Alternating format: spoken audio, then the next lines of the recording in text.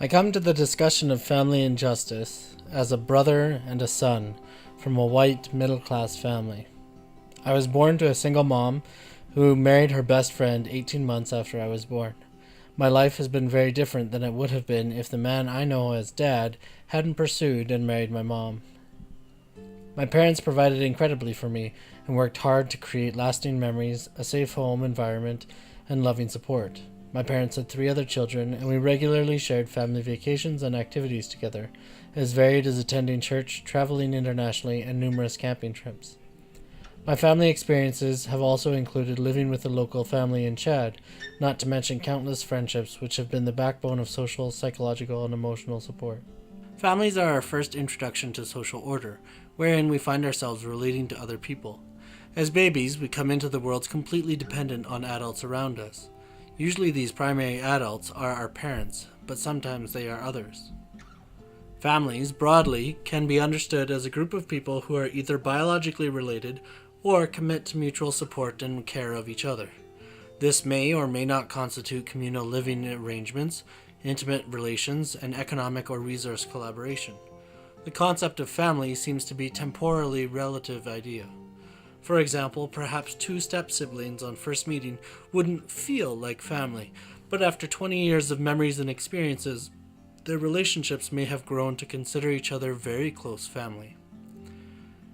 On another hand, though someone may have a biological parent, that person's role in one's life may be substituted by a replacement figure, and may eventually only remotely to be considered family, as is my experience.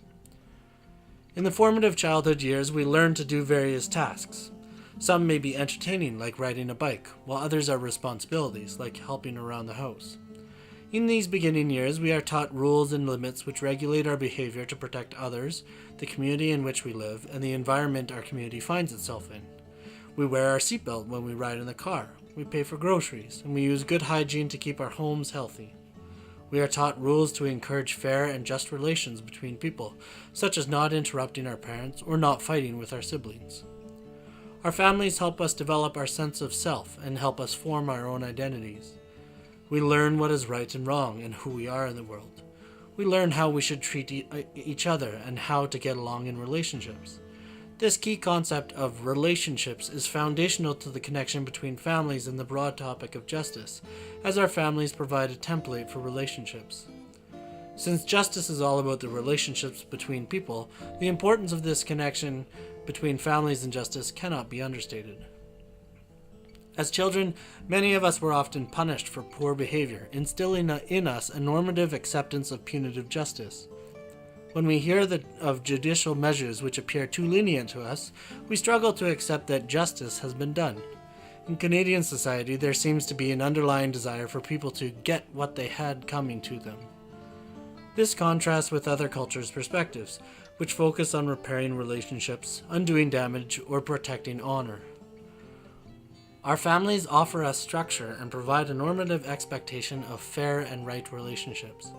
The family unit will thrive if those in power share some of their resources with others.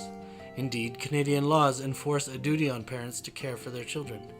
Likewise, Canadian society expects more social action from those who have greater access to resources. Families function well when all parties pull together to accomplish appropriately delegated tasks that benefit the group. Some set the table, others prepare the meal, and another works to pay for the rent and groceries. This mutual support allows the family to develop bonds and solidify their interdependence. This model can be seen duplicated in the wider social fabric of Canadian society, wherein all are expected to contribute, though these contributions are not necessarily considered equal. Nevertheless, all are due sufficient means to live healthy and satisfying lives. Justice is accomplished through the mutual support of each other. Of course, different families are structured differently and operate accordingly. Not all are made up of healthy individuals, not all have the privilege of reliable income, and not all live in safe communities. The privilege of family experiences that I have had cannot be overstated. In conclusion, our early family experiences form normative models which instruct us on the operation of just societies. Perhaps with this paradigm, we will see our fellow humans not as simply as the other, but as brothers and sisters.